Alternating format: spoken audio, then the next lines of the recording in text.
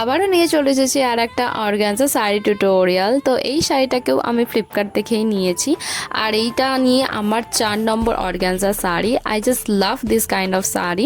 এই ধরনের যে শাড়িগুলো আছে এগুলো আপনাকে খুব একটা বেশি যে হেভি লুক দেয় তা নয়, একটা ক্লাসি একটা সবার লুক দেয়। তো সেই জন্য এই রকম ধরনের ফ্যাব্রিকের শাড়িগুলো এই কদিন আমি একটু বেশি পছন্দ করছি। এছাড়া এরকম ধরনের শাড়ির সাথে আপনার খুব একটা বেশি জুয়েলারি পরারও প্রয়োজন পড়বে না। খুব একটা বেশি যদি জুয়েলারি অ্যাড করেন না তাহলে দেখবেন বাজে দেখতে লাগছে, খুব হেভি হেভি একটা লুক আসছে।